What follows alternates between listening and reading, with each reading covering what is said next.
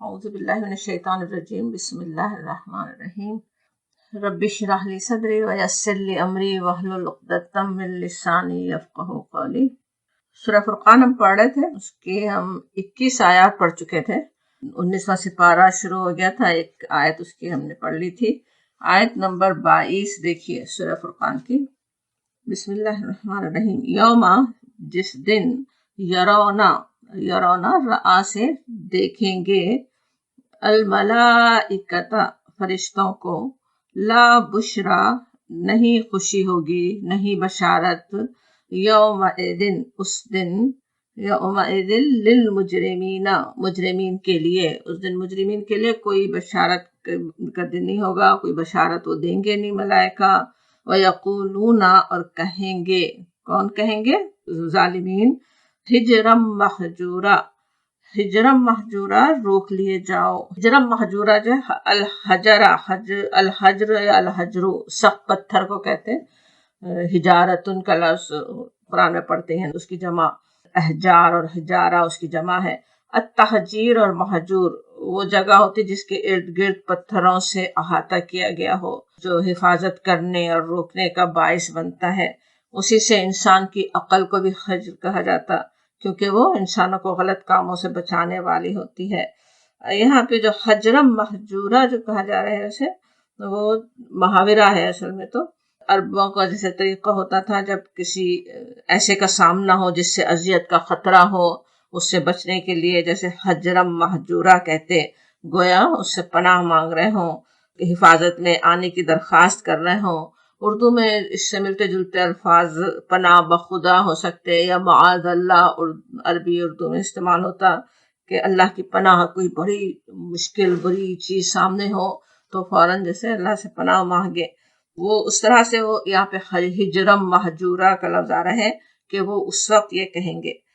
اصل بات یہاں پہ جو کہی جا رہی وہ یہ کہ آج تو بڑے ٹھٹے لگا کر جو قرآن کا انکار کر رہے تھے، قرآن کو ماننے کو تیار نہیں تھے، وہ نبی صلی اللہ علیہ وسلم سے مطالبے کرتے تھے کہ فرشتے ہمیں کیوں نہیں نظر آتے، فرشتے ہمارے پاس کیوں نہیں آتے، فرشتوں کو دیکھنا چاہتے ہیں، فرشتوں کو بلانا چاہتے ہیں۔ ان سے کہا جا رہا ہے کہ جب وہ ان کو دیکھیں گے تو وہ کوئی لا بشر یومئذ للمجرمین، وہ کوئی بشارت کا دن نہیں ہوگا، وہ کوئی خوشی کا دن نہیں ہوگا ان کے لیے۔ جس طرح سے آج بڑی ہنسی خوشی ٹھٹے لگاتے ہوئے مذاق اڑاتے ہوئے وہ فرشتوں کے آنے کا مطالبہ کر رہے ہیں، جب وہ آئیں گے تو کیا ہوگا؟ اب وہ آنا کب ہوتا ہے نا، کون سا وقت ہوگا جب وہ فرشتوں کو دیکھیں گے، کون سا وقت ہوگا جب فرشتے آئیں گے؟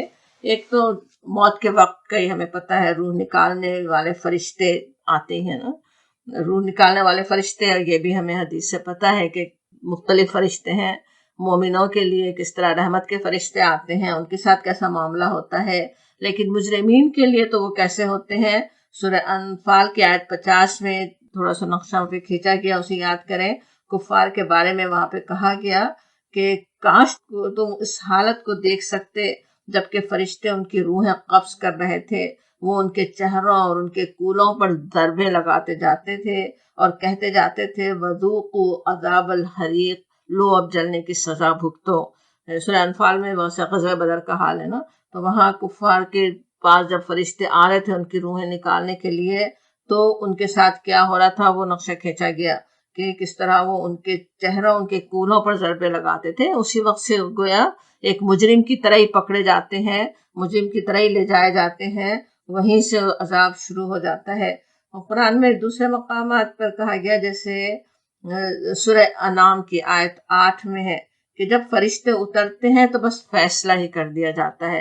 فرشتوں کا آنا کوئی ایسے ہی نہیں ہوتا، فرشتے جب آتے ہیں تو کیا ہوتا ہے، وہ عذاب بھی لے کر آ سکتے ہیں مجرمین کے لیے۔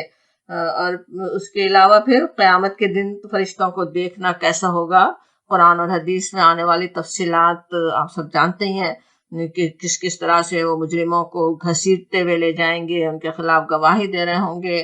پھر اس کے بعد قیامتی کے دن دوزخ پر جیسے خوفناک فرشتوں کی پوچھ گچھ اور عذاب کا دیا جانا، وہ سب کچھ ہونے والا ہے۔ فرشتوں کو جب دیکھیں گے تو یہ کچھ تمہارے ساتھ ہونے والا ہے، اس لیے یہاں پہ کہا جا رہا ہے یوم یرون الملائکۃ لا بشری یومئذ للمجرمین، جس روز یہ فرشتوں کو دیکھیں گے وہ مجرموں کے لیے کسی بشارت کا دن نہیں ہوگا۔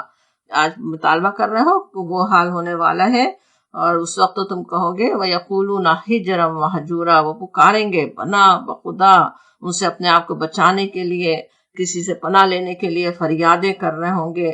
اللہ تعالیٰ ایسے لوگوں میں ہمیں شامل نہ فرمائے، ان جیسا انجام ایک لمحے کے لیے بھی ہمیں نہ دکھائے۔ ہم انشاءاللہ ایمان پر اس استقامت سے قائم رہیں کہ فرشتے دنیا میں بھی ڈھارس بندھارے ہوں، جیسا کہ سورہ حامیم سجدہ کی آیت 30 اور 31 میں آتا ہے کہ فرشتے ان کے ساتھ کیا معاملہ کرتے ہیں۔ سورہ حامیم سجدہ کی آیت ہے ان الذین قالوا ربنا اللہ ثم استقاموا، وہ لوگ جنہوں نے کہا میرا رب اللہ ہے اور پھر اس پر قائم رہے، تتنزل علیہم الملائکۃ، ان پر فرشتے نازل ہوتے ہیں۔ تتنزل کہنا کس طرح ہوتا ہے جیسے فرشتوں پر فرشتے نازل ہو رہے ہوں ان کے ڈھارس بندھانے کے لیے، اور وہ ان سے کہتے ہیں اللہ تخافوا ولا تحزنوا، مت خوف کرو، مت حزن کرو، مت پریشان ہو، وابشروا، اور خوش ہو جاؤ، جنت التی کنتم توعدون، جنت کی بشارت سے خوش ہو جاؤ جس کا تم سے وعدہ کیا گیا ہے، اس خوش ہو جاؤ اس کے لیے، جیسے وہ فرشتے ان سے کہہ رہے ہوں گے، اور انہیں اطمینان دلاتے ہیں نحن اولیاؤکم فی الحیات الدنیا والآخرہ، ہم تمہارے اولیاء ہیں، تمہارے ساتھی ہیں، تمہارے کام بنانے والے ہیں۔ فرشتے کس سے کہتے ہیں؟ وہ جو ایمان پر قائم رہیں، جو ایمان لائے اور ایمان پر آخر وقت تک قائم رہے، ہر آزمائش سے گزر جائے خیریت سے، استقامت کے ساتھ وہ اپنے ایمان پر قائم رہیں، ان کے ساتھ فرشتوں کا یہ معاملہ ہوتا ہے۔ وہ یہ کہتے ہیں کہ ہم تمہارے ساتھی، تمہارے اولیاء ہیں، دنیا میں بھی آخرت میں بھی، اور خوشخبریاں انہیں دیتے ہیں، ان کے لیے تو بشارتیں ہیں، مومنوں کے لیے تو بشارتیں ہیں۔ وَلَكُمْ فِيهَا مَا تَشْتَهِي أَنفُسَكُمْ وَلَكُمْ فِيهَا مَا تَدَّعُونَ، وہاں پہ وہ کچھ ہوگا جو تم چاہو گے، جس چیز کی تم خواہش کرو وہ سب تمہیں وہاں ملنے والی ہے، اور جس چیز کی تم تمنا کرو مَا تَدَّعُونَ، جو چاہیے وہ بھی سب کچھ میسر ہے، اس کے بعد بھی کچھ مانگو وہ سب بھی ملنے والا ہے۔ یہ ہے معاملہ مومنوں کے ساتھ، انشاءاللہ ایسے لوگوں میں ہم شامل ہوں۔ دوسرا معاملہ مجرمین کا کیا حال ہوگا وہ ابھی ہم نے دیکھا۔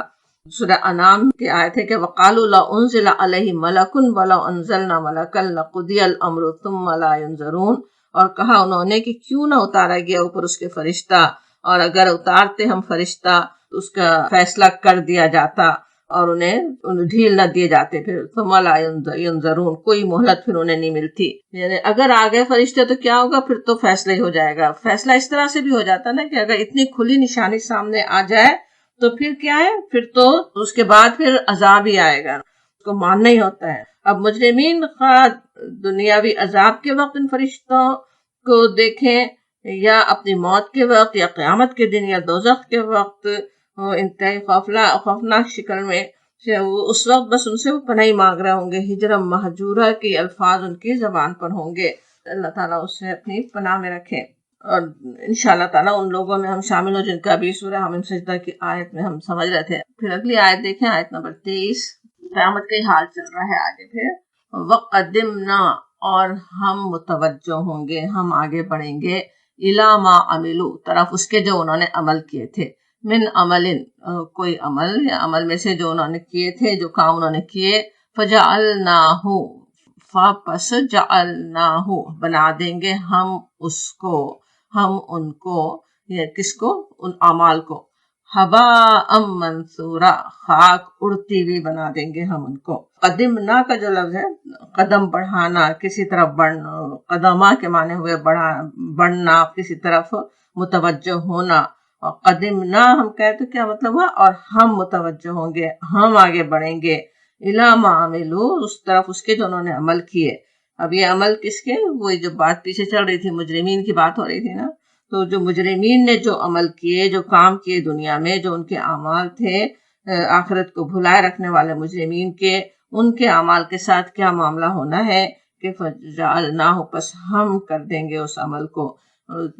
کافی اللہ تعالیٰ کا غضب اس میں نظر آتا نا، ایک تو ہم کی بات ہو رہی ہے، جو ہم آگے بڑھیں گے، ہم بنا دیں گے ان کے عمل کو، اور پھر حباء منثورا، حبا کہتے ہیں خاکی ذرات جو ہوتے ہیں نا، ڈسٹ پارٹیکل، اور منصورہ نثرہ سے، نثرہ شین کسی چیز کو بکھیر دینا، پراگندہ کر دینا، نثرا ویسے ہر اس چیز کو کہتے ہیں جو کسی چیز سے جھڑ کر پراگندہ ہو جائے، بکھر جائے. منصورہ بکھری ہوئی. اب یہ جو بات ہو رہی ہے ظاہر ہے دنیا کی مثالوں سے اللہ تعالیٰ وہاں کی بات سمجھاتے ہیں کہ وہ اعمال اس طرح کر دیے جائیں گے. یا ہبا منصورہ کہیں تو کون سی یہ خاکی ذرات ہیں، کون سے یہ پارٹیکل ہیں. گھر میں جو ڈسٹ ہم صاف کرتے وہ تو پھر بھی کچھ معمولی سا وزن رکھتی ہے نا، اس لیے وہ زمین پہ بیٹھ جاتی ہے. لیکن جو ہوا میں بکھرے ہوئے ہوتے ہیں، جو کبھی بھی زمین پہ بیٹھ نہیں پاتے، وہ تو اتنے وہ ہلکے ہوتے ہیں، اس وجہ سے وہ بیٹھ بھی نہیں پاتے بلکہ آنکھوں سے اکثر نظر بھی نہیں آتے، سوائے اس کے کہ کسی نسبتاً اندھیرے کمرے میں دھوپ کی کوئی کرن آ رہی ہو تو کچھ نظر آ جاتے ہیں. اب ذرا سوچئے ان ذرات کو، ان پارٹیکل کو جو ہوا میں بکھرے ہوئے ہیں، تو ان کو ایک تو جمع ہی نہیں کیا جا سکتا. جمع بھی کر لیا جائے، ملینز اور بلینز کے اعتبار سے بھی جمع کر لیا جائے تو ان کا وزن ہی کیا ہونے والا ہے نا. اب یعنی بالکل بے وزن بنا دیں گے، بکھیر دیں گے. اب یہ کون سے اعمال کی بات ہو رہی ہے جن کا یہ حشر ہونے والا ہے؟ وہ اعمال جنہیں انسان نیکیاں سمجھ کر کرتے رہے، وہ اس قدر بے وزن ہونے والے ہیں. کیونکہ قرآن میں آتا ہے الوزن یومئذ الحق، کہ اس دن وزن حق کا ہی ہوگا. جو اعمال حق کے ساتھ نہیں کیے گئے، جن سے رب کی رضا مقصود نہیں تھی، جو رب کے بتائے ہوئے طریقے کے مطابق نہیں کیے گئے، وہ اس طرح بے وزن ہو جانے والے ہیں نا. اس وقت کے اہل عرب بھی جاہلیت کے دور میں تک بہت سے ایسے کام کرتے تھے جو نیکیوں میں شمار کیے جاتے، جیسے ان کی سخاوت، مہمان نوازی، صلہ رحمی، بہادری کیسی مثالی تھی نا.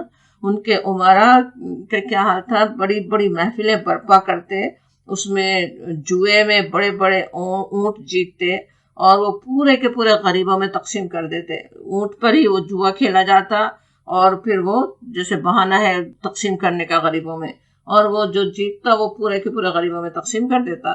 سخاوت کا اور بھی ان کے کیا حال تھا، سارے حاجیوں اور کعبے کی زیارت کے لیے آنے والوں کی کیسی ضیافت اور مہمانداری کس قدر اہتمام سے ہوتی تھی. نبی صلی اللہ علیہ وسلم کے پردادا ہاشم کا لقب ہاشم اس لیے تھا کہ انہوں نے حاجیوں کے لیے شوربے میں روٹی چور کر انہیں کھلانے کا اہتمام کیا تھا. حشمہ توڑنا چورنا، جو اس وقت کا بہترین کھانا تھا، وہ اس طرح سے مہمان نوازی ان کی ہوتی تھی. عہد نبھانے میں بھی ان کی کیسی شہرت تھی، کسی کو زبان سے بھائی کہہ دیں تو بھائی چارے کا پورا حق ادا کر دیں. مہمان نواز اس قدر کہ کچھ قبائل میں تو بغیر مہمان کے کھانا کھانا ہی مایوس سمجھا جاتا تھا. اتنی ساری یہ معروف نیکیاں تھیں جو وہ کرتے تھے، اور ویسے ان کی نیکیوں کا شہرت تھا کعبے کی خدمت اور اس کے مجاوری کی وجہ سے. اب ان معروف نیکیوں کے علاوہ پھر بتوں کی پرستش اور دوسری رسومات کو بھی وہ مذہبی بنایا ہوا تھا نا، اسے بھی تو نیکی سمجھ کر ہی کر رہے تھے. اب پیچھے سے قیامت کا جو ہاتھ چل رہا تھا وہ دیکھیں. فرشتے جن کو خوش کر کے آخرت وہ بنانا چاہتے تھے، وہ تو کوئی بشارت کے بجائے ان کے لیے عذاب لے کر آ رہے ہوں گے. اپنے جن اعمال پر ان کو تکیہ تھا کہ وہ اعمال کام آ جائیں گے، ان اعمال پر اللہ کا کیسا غضب یہاں پہ نظر آ رہا ہے. قدمنا، ہم آگے بڑھ کر ان کے اعمال کا حساب لینے کے لیے ہم متوجہ ہوں گے، اور جعلناہ ہباء منثورا، ہم انہیں بکھری ہوئی خاک بنا کر اڑا دیں گے. آگے بڑھ کر خود ان کے اعمال کو ٹھکرا دیں گے. کیسا نقشہ سامنے آتا ہے. ایک مثالوں سے جسے سمجھے، اپنی چھوٹی مثالیں دنیا کی. ایک غلط سلط کام کرنے والے اسٹوڈنٹ پر ٹیچر غضبناک ہو کر اس کی ڈیسک پر آ کر اس کے کام کو پھاڑ کر رکھ دے. ایک اینگری باس اپنے امپلائی کی بنائی ہوئی رپورٹ کو ریجیکٹ کر کے ٹریش میں ڈال دے. اس سچویشن کو قرآن میں مختلف مثالوں سے سمجھایا بھی گیا. کئی طرح سے بیان ہوتا ہے نا قرآن میں، ایک بات کئی طرح سے بیان ہوتی ہے. اسی طرح سورہ ابراہیم میں نقشہ کھینچا گیا، وہاں پہ کہا گیا مثل الذین کفروا بربہم اعمالہم، جن لوگوں نے اپنے رب سے کفر کیا ہے ان کی مثال کیسی ہے، کراماد اشتدت بہ الریح فی یوم عاصف، اس راک کسی ہے جسے ایک طوفانی دن کی آندھی نے اڑا دیا ہو. راک بھی کیسی بے وزن ہوتی ہے نا، بالکل وہ تو معمولی ہوا سے بھی اڑتی پھرے گی، کہیں ڈھیر رہ نہیں سکتا. اور ایک طوفانی دن کی آندھی سے تو پھر پتہ ہی کیا چلے گا وہ راک کہاں گئی، کہاں غائب ہو گئی. لا یقدرون مما کسبوا علی شیء، وہ اپنے کیے کا کچھ پھل نہیں پا سکیں گے، وہ کچھ بھی وہاں پہ ان کو ملنے والا نہیں ہے۔ وہ بات کس کی تھی؟ کفر کی۔ جو کفر کرنے والے اپنے رب سے جنہوں نے کفر کیا، پچھلی سورہ نور میں اسے اور بھی مثالوں سے سمجھایا گیا تھا۔ ایک مثال وہاں پہ تھی والذین کفروا اعمالہم، اور وہ لوگ جنہوں نے کفر کیا، پچھلی آیت کی طرح یہاں بھی کفر کی بات ہو رہی ہے کہ ان کے کفر کی وجہ سے ان کی مثال کیسی ہے؟ کسراب بقیعۃ یحسب الظمآن ماء، جیسے صحرا میں سراب کہ پیاسا اس کو پانی سمجھے ہوئے تھا، حتی اذا جاءہ، حتیٰ کہ وہاں پہنچے تو لم یجدہ شیئا، وہاں کچھ نہ پایا، ووجد اللہ عندہ، بلکہ اس نے اللہ کو موجود پایا، فوفاہ حسابا، جس نے اس کا حساب پورا چکا دیا۔ وہاں پہ مثال سراب سے دی گئی، جس طرح سراب انسان سمجھ رہا ہے کہ وہاں جا کے مل جائے گا اور وہاں پہنچے تو کچھ بھی نہیں۔ کتنی ویسے بالکل حقیقت حال سمجھا دینے والی مثال ہے نا۔ وہ جو نیکیاں اس غلط طریقے سے کر رہے ہوں، کفر کے ساتھ کر رہے ہوں، اور سمجھ رہے ہیں کہ وہاں پہ وہ بخشوانے والی ہیں، وہاں پہ وہ کوئی اس کے ذریعے ہم اللہ کا قرب حاصل کر لیں گے، وہ جو وہاں جا کے پتہ چلے وہ تو کچھ بھی نہیں رہا، اب تو وہ تو سراب کی طرح اب سب غائب ہو چکا، کوئی ہے ہی نہیں۔ ساری عمر بینک میں پیسے جمع کر رہے تھے اور جب پیسوں کی ضرورت تھی، جب وہاں گئے تو بینک خالی، کچھ بھی نہیں وہاں پہ۔ کیسی اسکیری آیات ہے، سوچے تو ہیبت ناک چیز ہے نا۔ ہمیں آج ہی اس کے لیے کس قدر محتاط رہنے اور سوچنے کی ضرورت ہے۔ ہم خود بھی سوچیں آج اپنے کتنے اعمال پہ بھروسہ کرتے ہیں نا۔ اللہ کی رحمت پہ سب سے بڑا بھروسہ ہے، لیکن اللہ کی رحمت، اس کا فضل ہمارے چھوٹے موٹے اعمال کے ذریعے ملنے والا ہے نا۔ جو ہم آج نیکیاں سمجھ کے کر رہے ہوں وہ اٹھا کے پھینک دی جائے گا خدا نہ خواستہ۔ جن نیکیوں کو ہم امید رکھتے ہیں کہ وہاں ہمارے اعمال نامے کو وزنی کر دیں گی، وہ وہاں جا کے اللہ نہ کرے کہ ہمارے ساتھ ہو کہ وہ بالکل ہلکی ہو جائے، کچھ بھی ان کا وزن ہی نہ رہے، ایسا نہ ہونے پائے۔ اس سے بچنے کے لیے کیا ہمیں کرنے کی ضرورت ہے؟ مختلف روایات میں جاہلیت کے کچھ نیک افراد، جو نیکی کے کام کرنے والے افراد تھے، ان کے بارے میں نبی صلی اللہ علیہ وسلم سے سوال کیا گیا کہ کیا ان کے ان اعمال کی بنا پر ان کی بخشش ہو سکے گی؟ تو آپ صلی اللہ علیہ وسلم نے فرمایا کہ انہوں نے کبھی اللہ سے بخشش ہی نہیں چاہی۔ تو سب سے پہلی چیز یہ سمجھ میں آتی نا کہ ہم جو کام کر رہے ہیں وہ رب کی رضا کے لیے کر رہے ہوں، رب کی رضا بھی چاہتے ہوں، اس کی بخشش ہم چاہتے بھی ہوں، اس سے دعائیں کرنے والے ہوں، اسی کے لیے کرنے والے ہوں، تو وہ پھر نیکی کو وزنی بنانے والی چیز ہے نا۔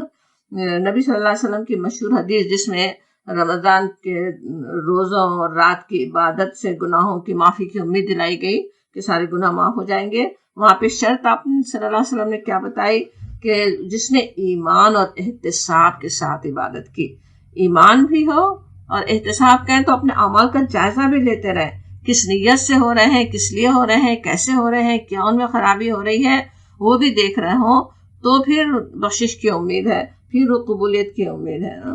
قرآن کی ایک اور آیت بھی جس سے ہم اکثر یاد بھی کرتے رہے ہیں، سورہ انعام کی آیت کے آیات ہیں، آیت 83 سے 87 تک، کوئی 18 انبیاء کرام، برگزیدہ انبیاء کرام کا ذکر آیا، اور پھر ان کے آبا، ان کی ذریت، ان کے بھائیوں میں سے اللہ کے چنے ہوئے بندوں کی تعریف کی گئی، اور پھر آیت 88 میں کہا گیا وَلَوْ أَشْرَكُوا لَحَبَطَ عَنْهُمْ مَا كَانُوا يَعْمَلُونَ، اگر انہوں نے شرک کیا ہوتا تو ان کا سب کیا کرایا غارت ہو جاتا۔ ذرا سوچیں کس کا ذکر ہو رہا ہے؟ اتنے برگزیدہ انبیاء جنہوں نے اتنی مشکلات اٹھائیں اللہ کے دین کو لے کر چلنے کے لیے، اللہ کے دین پہ لوگوں کو چلانے کے لیے، کیا کچھ انہوں نے کیا، اور اللہ کے چنے ہوئے بندوں کا ساتھ تذکرہ تھا، ان سب کے بارے میں بھی کہا جاتا ہے کہ اگر وہ شرک کیا ہوتا تو سب غارت ہو جاتا، کچھ بھی نہ بچتا۔ گویا نیکیوں کے ساتھ بھی، بہت ساری نیکیوں کے ساتھ بھی، اگر نیک اعمال جو ہیں وہ شرک سے آلودہ ہو جائیں تو سب کچھ ضائع ہو سکتا ہے۔ ایک کتنی زبردست ڈش ہو، اس میں ایک زہر کا قطرہ آ جائے تو سب بیکار نا۔ بالکل اسی طرح اگر وہ شرک اس میں شامل ہو گیا تو سب ختم، اپنے اعمال سارے کے سارے ضائع ہو سکتے ہیں۔ اپنے اعمال کو بچانا ہے، آخرت میں جا کر خدا نہ خواستہ سب کچھ ہاتھ سے نکل جانے سے اپنے آپ کو محفوظ رکھنا ہے، تو شرک کے شائبے سے بھی اپنے اعمال کو بچانے کی ضرورت سمجھ میں آتے ہیں۔ اللہ کے سوا کسی کو پکارنے والے نہ ہوں، کسی اور پر بھروسہ رکھنے والے نہ ہوں، اعمال خالصتاً اپنے رب کے لیے ہوں انشاءاللہ تعالیٰ، تاکہ وہ وہاں قبول ہو سکیں۔ حبت عمل یعنی اعمال کے ضائع ہو جانے کے اور بھی کیا کیا اسباب ہوتے ہیں، قرآن کی مختلف آیات سے اس کی طرف رہنمائی کی بھی گئی، ہم پڑھتے بھی آ رہے ہیں اور انشاءاللہ دیکھتے رہیں گے۔ مختصراً اپنے اعمال کا آخرت میں ایسا انجام ہونے سے بچانے کے لیے ایک تو نیت کی بات ہی شروع ہم نے کی تھی، بار بار اس کو چیک کرتے رہنے کی ضرورت ہے نا، کہ وہ اللہ تعالیٰ کے بتائے ہوئے طریقے اور سنت کے مطابق ہی ہیں، اس میں خلاف شریعت کوئی چیز شامل تو نہیں ہو گئی۔ صرف رسومات کو پورا کرنے، اپنے خاندان اور اپنے کلچر کی روایات کو نبھاتے ہوئے اگر اللہ کی رضا یا اس کے احکامات، اس کی بتائی ہوئی حدود ہی کا خیال نہ رکھیں تو کیا انجام ہو سکتا ہے نا، کہ سبھی کچھ ضائع ہو جائے۔ لاپرواہی، بے نیازی یا کسی کے ساتھ نیکی کر کے احسان جتانے یا اپنی نیکیوں کے غرور میں دوسروں کو پٹ ڈاؤن کرنے کے بجائے تقوی کی فکر ہونی چاہیے۔ سورہ مائدہ میں حضرت آدم علیہ السلام کے بیٹے حابیل کی نصیحت اپنے بھائی کے لیے سنائی گئی، وہاں پہ وہ کیا کہتا ہے، انما یتقبل اللہ من المتقین، اللہ تعالیٰ تو متقین ہی سے قبول کرتا ہے۔ نظر کی بات ہو رہی تھی نا، اس کی نظر قبول ہو گئی تھی حابیل کی، قابل کی نہیں ہوئی، تو وہ اپنے بھائی کو بتاتا ہے کہ اصل وجہ تو یہ ہے کہ متقین کی قبول ہوتی ہے، اپنے تقوی کی اصل فکر کرنے کی ضرورت ہے۔ اللہ تعالیٰ اپنی رحمت سے ہمیں اس کے پسندیدہ اعمال، اس کے پسندیدہ طریقے کے مطابق کرنے کی توفیق عطا فرمائے، انہیں اپنی رحمت سے قبولیت کا درجہ بخش دے۔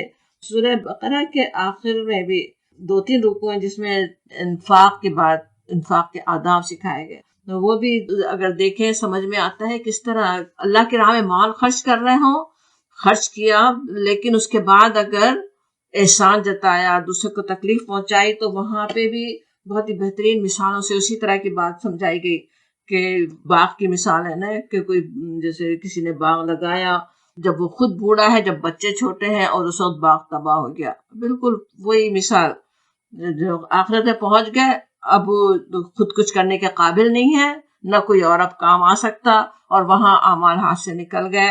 انشاءاللہ ایسا نہ ہو، بلکہ ہر عمل کو جتنا ہمیں اعمال کرنے کی فکر ہے، اتنا ہی ان اعمال کو بچانے کی بھی فکر ہو، وہ اعمال ہم صحیح سلامت اپنے رب کے پاس انشاءاللہ تعالیٰ لے جائیں، اور اللہ تعالیٰ انہیں اپنی رحمت سے، اپنے فضل سے قبولیت کا درجہ بخش دے، آمین یا رب العالمین۔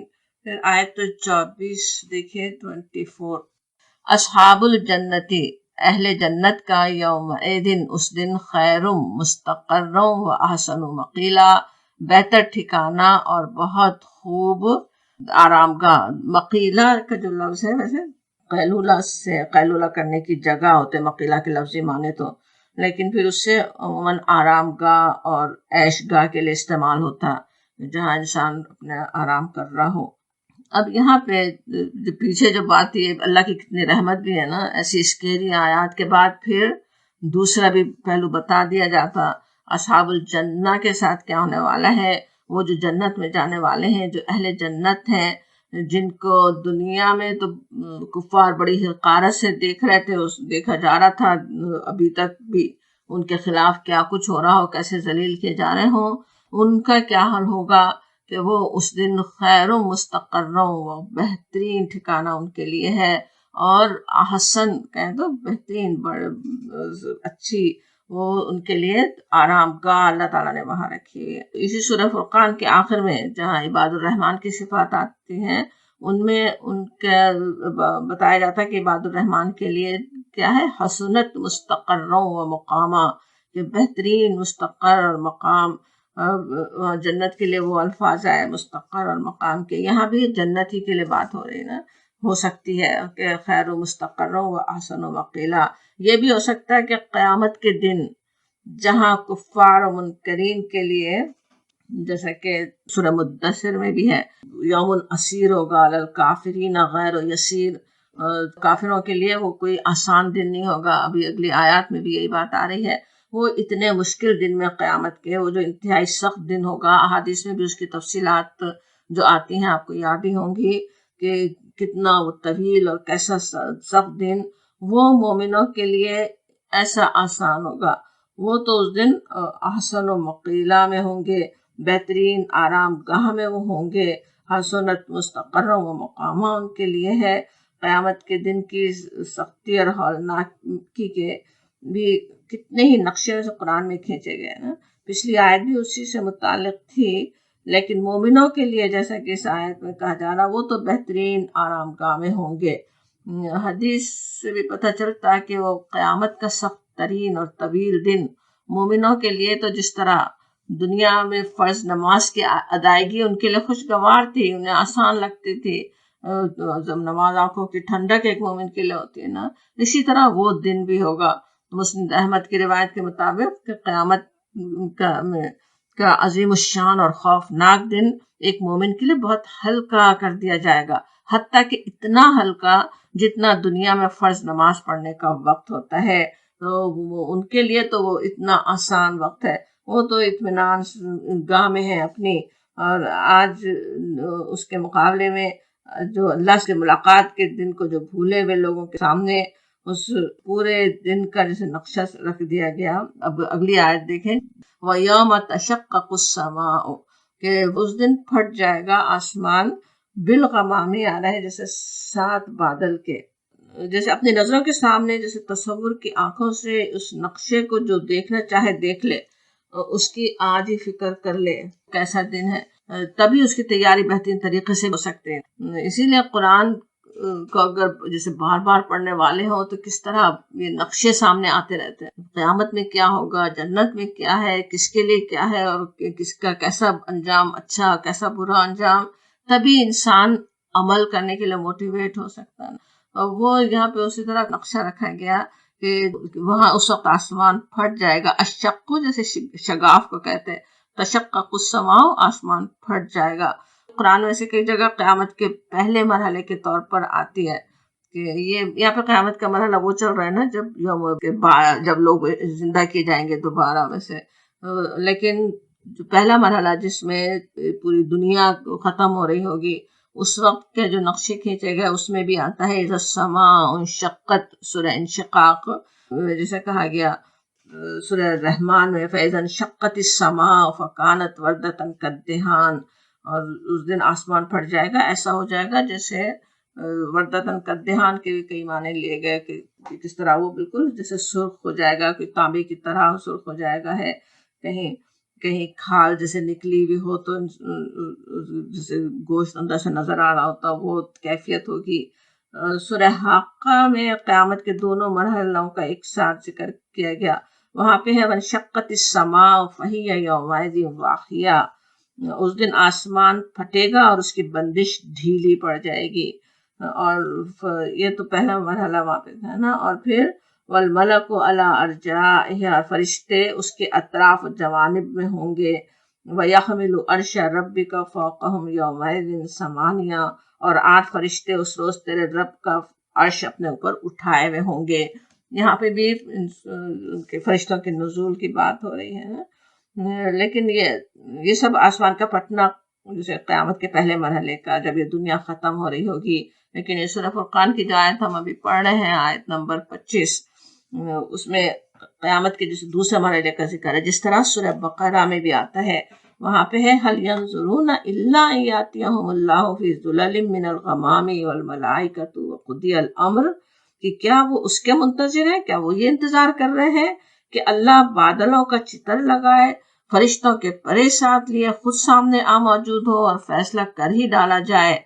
اب آخرت اور وہاں کی دنیا ہمارے لیے بالکل اندیکھی ہے نا. آج ہم اس کی تفصیلات سمجھ تو نہیں سکتے کہ وہ کیسے، وہ غمام کہاں تو جا رہا ہے، لیکن غمام کوئی ضروری نہیں ہے کہ وہ ہم جیسے آج یہاں بادل دیکھتے ہیں بالکل وہی چیز ہو، بلکہ اس جیسی کوئی چیز ہو سکتی، جو بھی ہو اس کو غمام یہاں پہ کہا جا رہا ہے.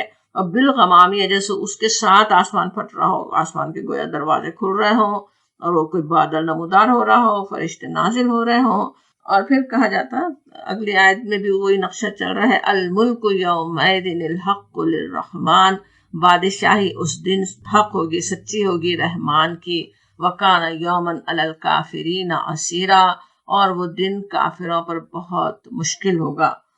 الملک یومئذ الحق للرحمن، اگرچہ بادشاہی آج بھی اللہ تعالیٰ ہی کی ہے، ملک اسی کا ہے، وہ مالک الملک ہے، لیکن آج جن دھوکوں میں انسان ہے وہ سارے دھوکے اس وقت ختم ہو جائیں گے، سب اپنی آنکھوں سے دیکھ لیں گے کہ کس طرح اللہ کی بادشاہی حق ہے، اللہ تعالیٰ ہی کا ملک ہے۔ پورا نقشہ جیسے دنیا کے بادشاہوں کا لوگ جانتے ہیں وہ اس طرح کا سامنے رکھا گیا نا۔ ابھی سورہ حقہ میں بھی جو نقشہ تھا، عرش اٹھائے ہوئے 8 فرشتے، یا یہ کہ وہ بادلوں کا نمودار ہونا، فرشتوں کا نازل ہونا، اور اس وقت پھر اللہ تعالیٰ کی بادشاہی انسان خود دیکھ لے گا۔ اور بھی ایسے اس کے نقشے ہیں قرآن میں، دوسری جگہ حدیث میں بھی آتے ہیں کہ اس وقت کس طرح اللہ کی بادشاہی کیسی ہوگی۔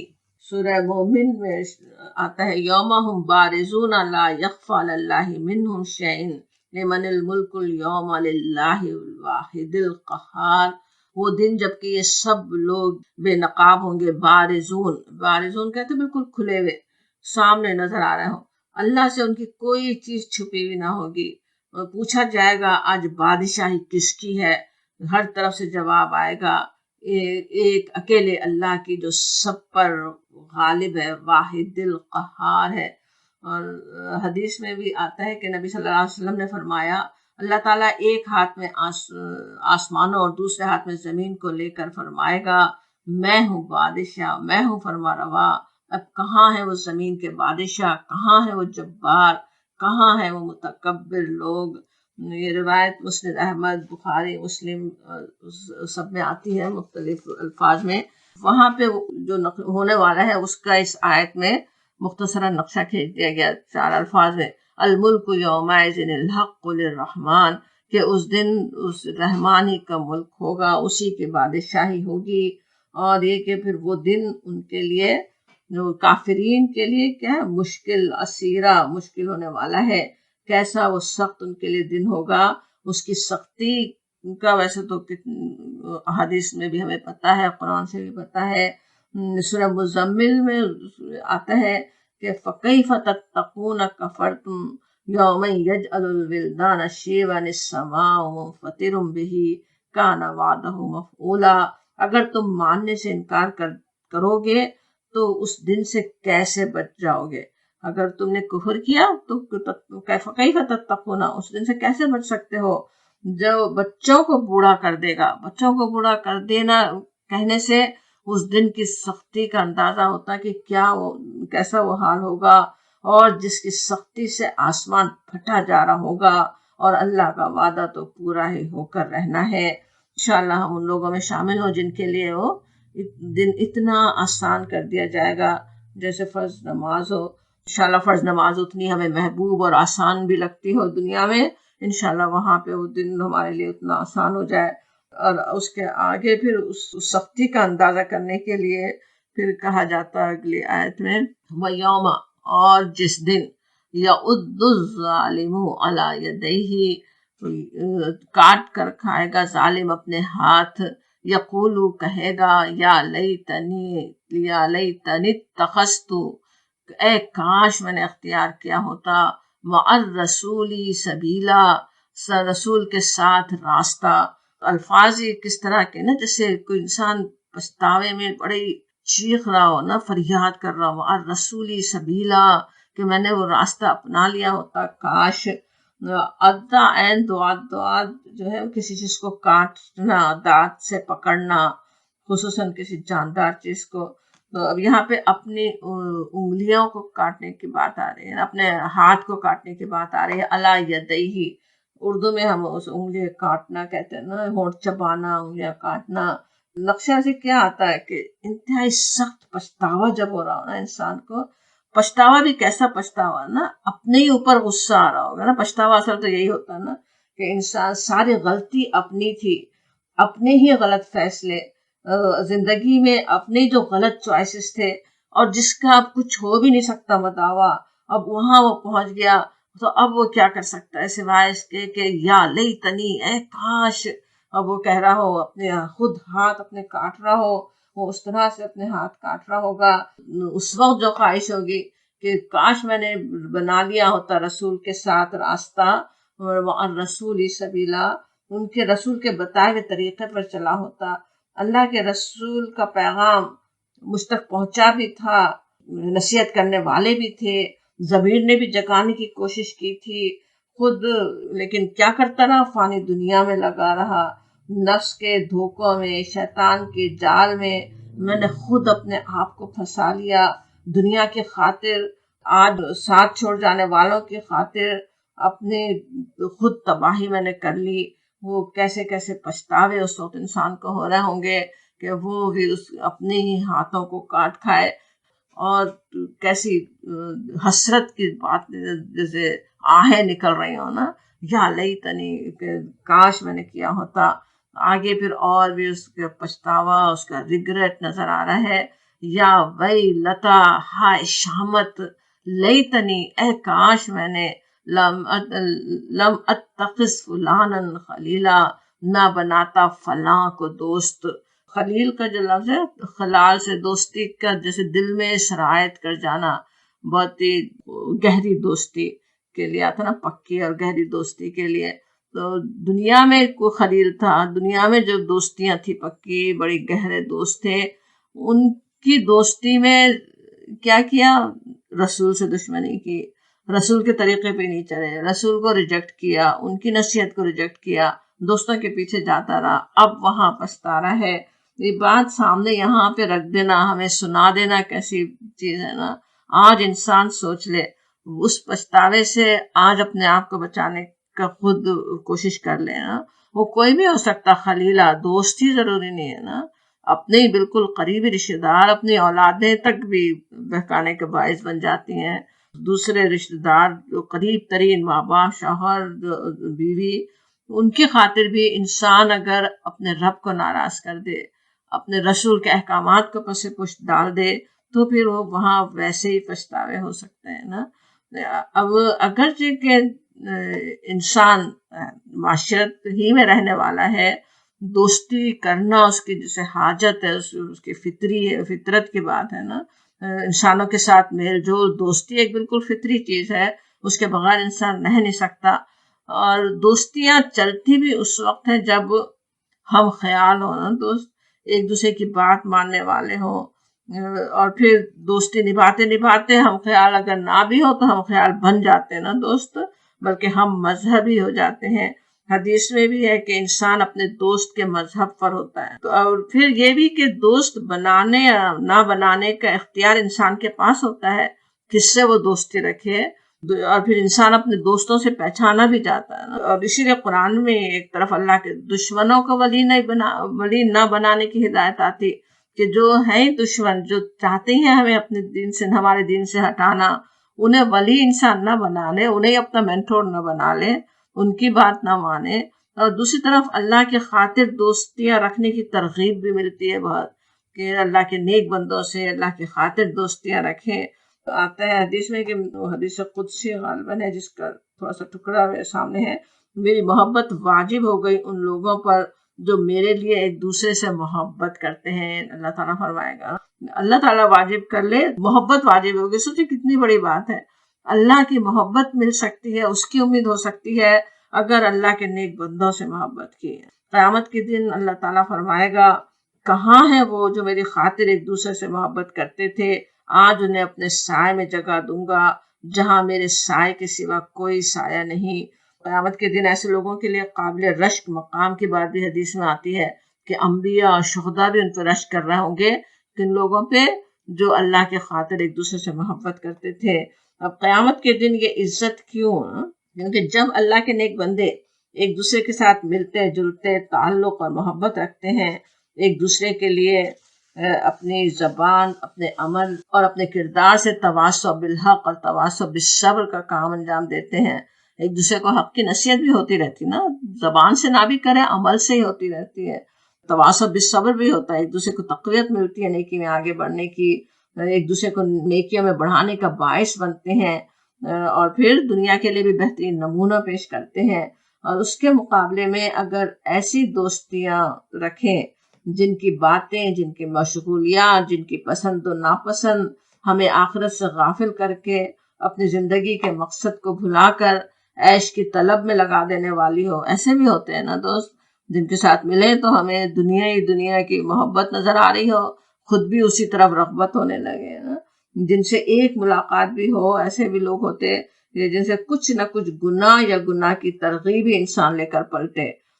غیبت سن لی، قطع رحمی کی بات کوئی کان میں پڑ گئی، دوسرے انسانوں سے نفرت، جنرلائزیشن، کسی دوسرے انسانوں، کسی گروہ کے لیے انسانوں کے حقارت کی باتیں کان میں پڑ جائیں.